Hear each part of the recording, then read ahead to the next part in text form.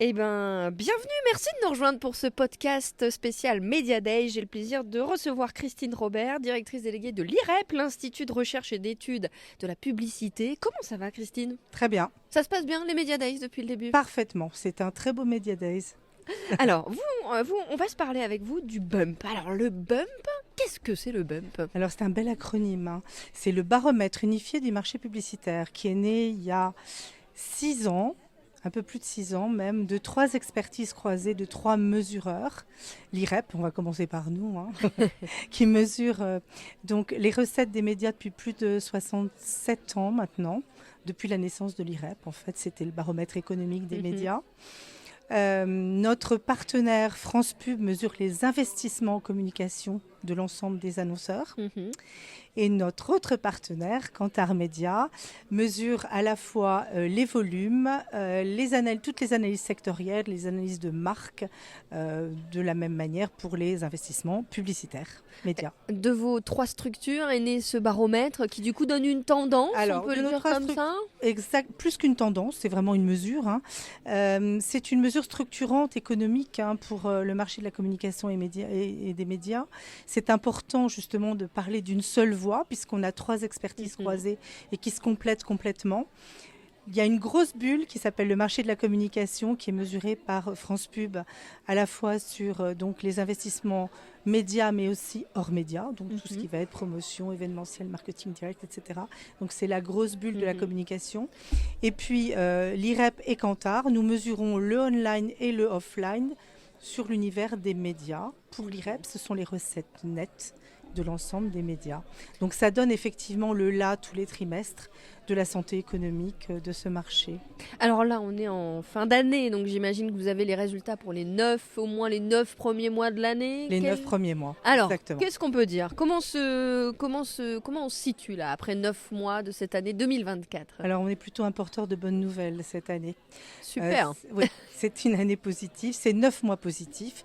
Ça a commencé déjà dès le premier trimestre, confirmé au premier semestre et reconfirmé bien sûr sur les 9 mois. Il y a plusieurs facteurs. Évidemment, le facteur, c'est le facteur amplificateur de l'année sportive.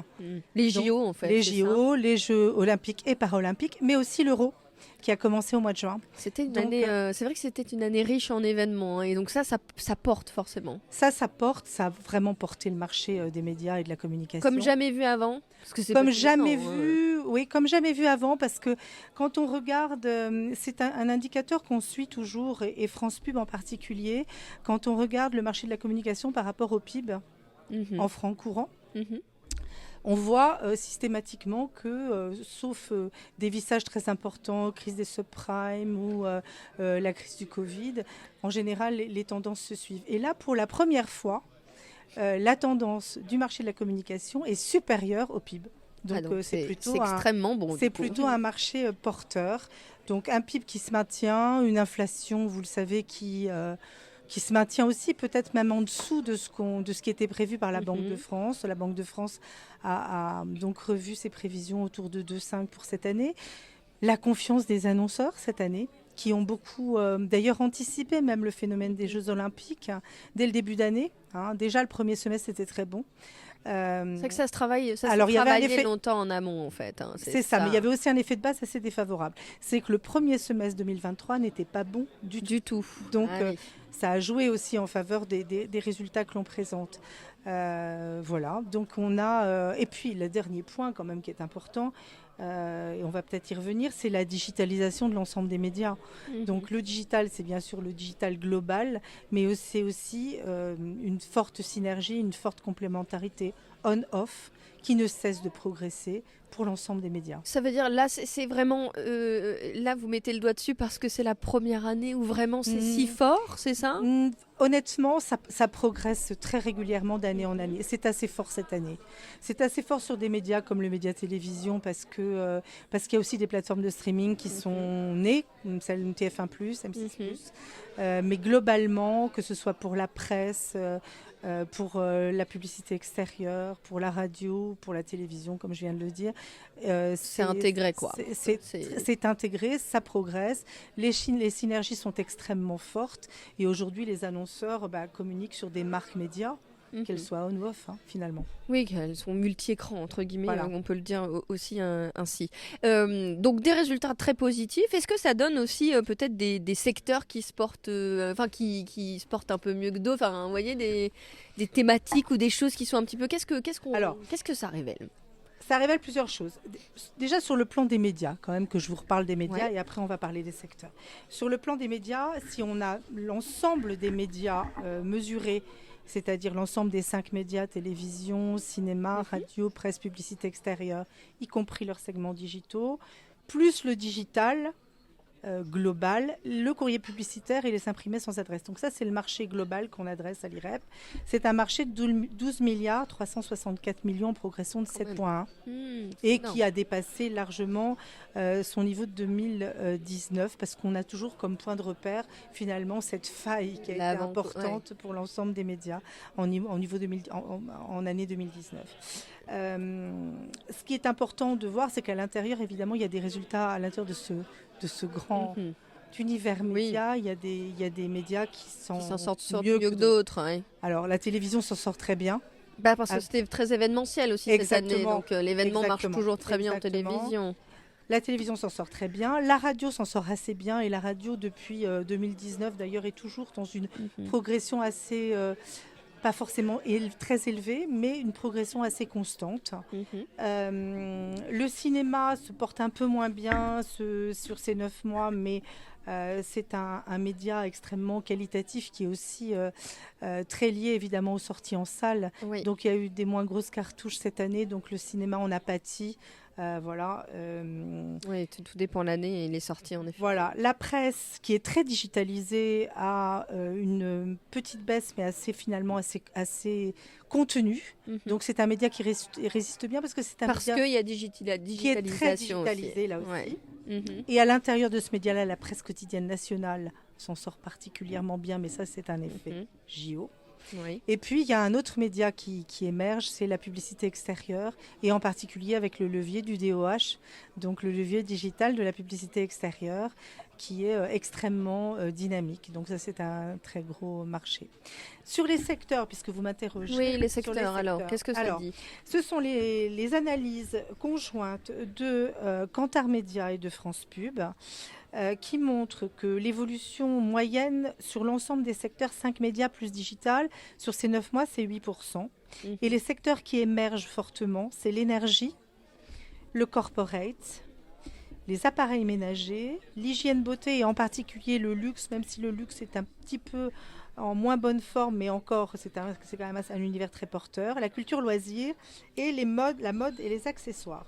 On est finalement sur des thématiques d'utilité, non ? J'ai l'impression quand même, il y a pas mal de choses d'utilité, alors non ? Énergie, on est sur des thématiques d'utilité parce que derrière ça, il y a à la fois, évidemment, les problématiques RSE, puisque les entreprises sont en ordre de marche. Évidemment. Et fort heureusement, j'allais dire. Et beaucoup de problématiques d'image, et de corporate, c'est-à-dire qu'il y a Kantar Media l'a très bien montré dans la présentation qu'on avait fait du Bump il y a quelques jours. Il y a une forte émergence des campagnes corporate et des campagnes institutionnelles, avec un repositionnement de grandes marques justement sur ces univers-là, enfin sur cet axe de communication, qui est peut-être un axe moins utilitaire, moins promotionnel et plus corporate. Plus corporate. Bon, en tout cas, énergie, corporate, culture. Bon, on est sur des secteurs qui sont c'est lié aussi évidemment aux événements qui se passent dans l'année, ou alors peut-être à l'actualité, ou pas forcément. Parce c'est lié justement à ces tendances, en particulier la tendance énergie, RSE et branding, c'est-à-dire que les marques aujourd'hui, elles doivent aussi défendre leur capital de marque. Le capital de marque, il se fait aussi par la recherche de notoriété, d'institutionnalisation voilà, de leur marque, de leur capital de marque. Donc c'est une tendance importante et c'est aussi ce qui permet de travailler les marques sur le long terme. Oui, bien sûr. Là, on a une vision, on sait un peu pour le 4e trimestre, ce que ça donne un peu ou pas ? Alors, on ne sait pas le 4e trimestre. Non, même pas des petites tendances. Ce qu'on peut vous donner, ce que je peux vous dire, c'est que les 3 premiers trimestres étaient très bons. Et on a malgré tout travailler sur un atterrissage sur l'année 2024. Donc ce qu'on a, et en particulier ce que France Pub a analysé au travers de l'ensemble de ces données, de ces datas, c'est que probablement il y aura un petit ralentissement sur la fin d'année. C'est-à-dire parce que c'était tellement bon que... Ça a été tellement amplificateur, ça a été un peu exceptionnel cette année sportive. Mais malgré tout, on a un marché qui va bien se porter, puisque comme je le disais, la globalité du marché va avoir une performance supérieure au PIB. Donc on évalue le marché de la communication dans son ensemble à 35,9 milliards pour l'année 2024, avec une progression de 5,4, dépassant largement 2019. Les 5 médias, on l'a vu tout à l'heure, globalement, ils vont progresser autour de 4,1% cette année, 8,6 milliards. Le digital, évalué donc par France Pub à 10,4 milliards, avec une progression autour de 8,9 aussi, 8,6 exactement, donc c'est les chiffres qu'on a publiés, donc je les cite. Et puis les autres médias, donc tout ce qui va être justement dans l'univers de la promotion de la PLV, de l'événementiel, c'est un marché, un gros marché, c'est un marché de 16,9 milliards qui va progresser de 4,2. Donc globalement, par rapport à 2023, l'ensemble des leviers, on va dire, de la communication vont bien se porter, tel qu'en tout cas on le projette sur la fin d'année. Si on se compare par rapport à 2019, le marché global, il va être largement au-dessus. Les 5 médias vont être à peu près à l'équilibre, avec un phénomène de compensation entre ceux qui vont très bien, ceux qui vont un petit peu moins bien. Le digital... Ça fait longtemps qu'il a dépassé le niveau de 2019, donc voilà, ça se poursuit à plus de 52%. Et puis les autres médias, c'est eux qui ont un petit peu de mal. Cette année, l'événementiel avait le vent en poupe, mais à cause, voilà, mais globalement, il y a des univers de marketing direct, etc., qui se portent un peu moins bien. Est-ce que, là on sort de votre étude, mais c'est un avis que je voudrais recueillir de votre part, est-ce que le contexte actuel, qui est social, politique, peut à un moment avoir un impact sur ce marché ou pas, selon vous? Alors c'est des annonceurs que vous devriez interviewer, mais forcément ils ne sont pas hermétiques à ce qui se passe. Mais du coup, il y a parfois des incertitudes, des moments de flottement, d'incertitude qui font qu'on repousse un peu, que les investissements peuvent être un peu décalés dans le temps, etc. Après, ils ont l'économie de leurs produits, de leurs marques, donc parfois il y a des effets de rattrapage. C'est ce qu'on a vu en 2023 par exemple, où il y avait une certaine incertitude, le démarrage de la guerre en Ukraine, etc. Ça. Il y a eu un peu un effet retard, le premier semestre n'était pas extraordinaire. Mais ça se rattrape après, et le second semestre s'est rétabli. Ouais, donc globalement ça reste très positif. Mais c'est sûr que... personne n'est hermétique à ce qui peut se passer au niveau de l'économie française, politique, sociale et puis internationale, bien évidemment. Bon, très bien. Merci beaucoup pour toutes ces... merci beaucoup pour cette très enrichissant interview. Et puis on retrouve évidemment le bump chaque trimestre du coup. Pour le prochain bump, ce sera le bump annuel le 12 mars. Et ben voilà, la date est donnée. Un grand merci Christine. Merci.